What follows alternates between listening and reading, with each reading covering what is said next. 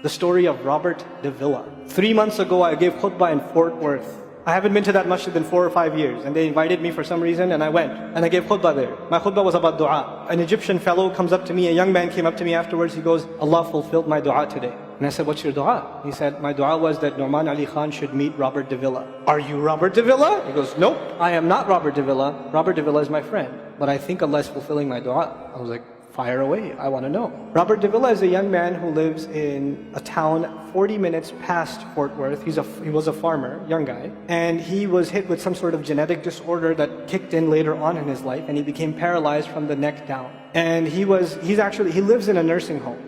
Most people in that nursing home are 90 years, 100 years. They're really, really old people. And then there's, his room where he's paralyzed neck down. He's the only 30-something-year-old that is in the nursing home. Okay? And he's been in that nursing home for the last 10 years. His family got a computer for him that's voice activated so he can give voice commands, put a headphone on and Google stuff and search stuff so he can surf the web and find information. And by the way, staunch Christian family, the minister comes and prays for him every week and things like that. And his best friend was in the bed next to him. One of his best friends. He became best friends because he met him at the nursing home. This person was also paralyzed and he needed a new liver, okay? A liver transplant. He was waiting for a liver transplant. And they used to talk about, God and things like that all the time. They were good friends. Finally, his best friend got a call that there's a donor available for the liver. So he's so excited. He goes, Robert, I'm going to miss you, but I'm going. I've got a donor. So they take his friend and they go into the operation, and his friend died at the operating table. Now his friend, who's also a Christian, the deceased friend, his sister took one of the amulets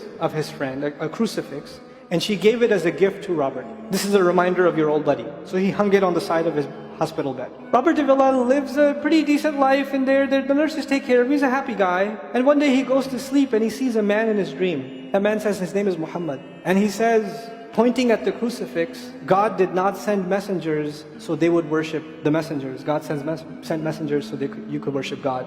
And Jesus was just a man. He walked in the markets and he ate food. He walked in the markets and he ate food, and the dream stopped. He only knows that Jesus was just a man. He knows there's a man named Muhammad that said that to him. He said that messengers came so people could worship God and not the messengers. This is all he knows. So he starts Googling Muhammad. He finds Islam. He takes Shahada.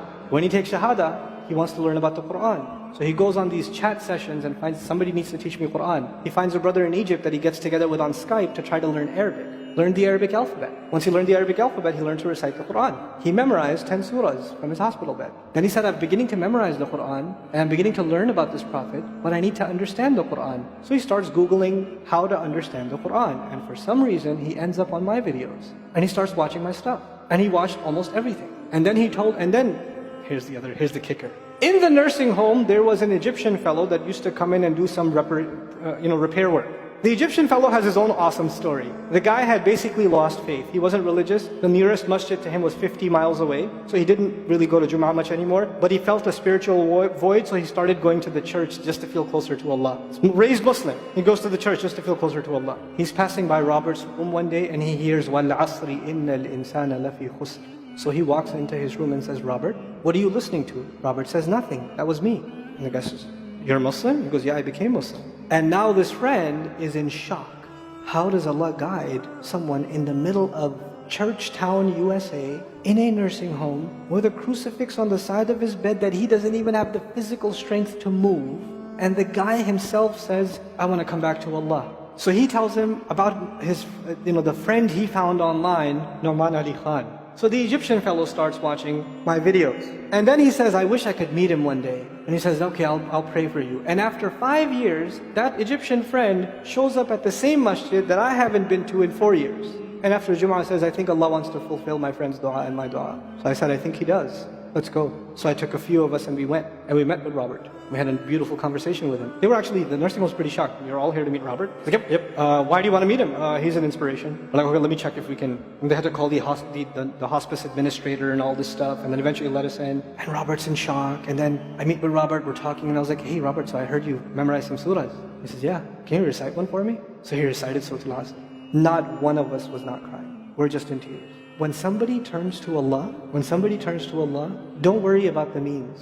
Guidance will come. balance will come. I want to tell you some more about Robert because young guys are here. Young guys that play basketball. Young guys that are healthy. Young guys that have ambition. I told you what's his paralysis, from where to where? Neck down. He has a special wheelchair that has to hold pretty much every part of his body in place. He can't just sit in a wheelchair. It holds his neck and it holds every other part of his body in place because he has no control over his limbs. And he has to have a special van where the wheelchair locks in so that if it goes through a bump or whatever, he doesn't, receive the shock. So he made a request, he wants to go to the Friday prayer. They didn't have the special van, so they put him in a regular van. And so he went to the regular van and a few bumps and his spine got even more hurt. He went to Jumu'ah, he came back in excruciating pain, and they said, I'm sorry Robert, you're no longer able to sit in your wheelchair. You're going to have to stay in your bed for the next 6 months at least. If you see recovery, then you can get back up again. I met him in that span. He'd already been in that bed for 3 months already. And the reason he was in that bed is he went to the Jumu'ah prayer. And he told me about the Jumu'ah prayer. He said, I've never felt more peace in my life than I was in that masjid.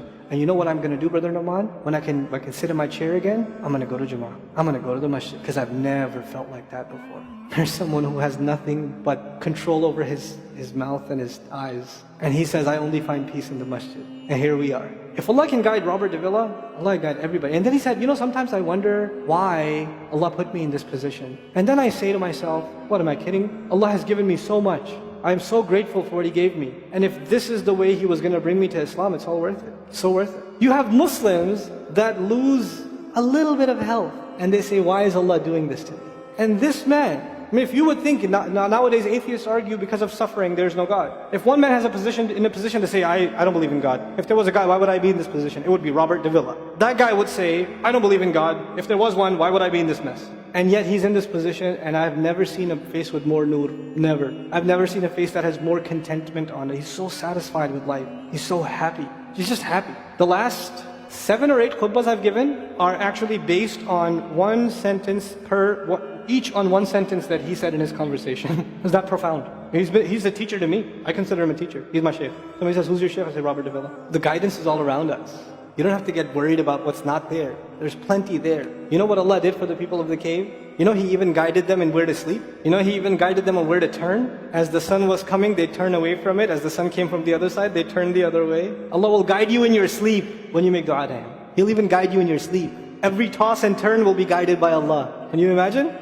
We shouldn't be skeptical in Allah's guidance. We shouldn't worry about how am I going to find balance. No, that's Allah's job to guide you. Your job is to talk to Him. Your job is to get sincere. That is the message I have for you. That is how we're going to find balance. Honestly. And if once you do that, once you become sincere to Allah, Allah will open doors. Allah will give you friends. Allah will give you teachers. Allah will give you access to resources, all of which are going to bring you closer and closer and closer to Him and to the truth and make life better for the people around you.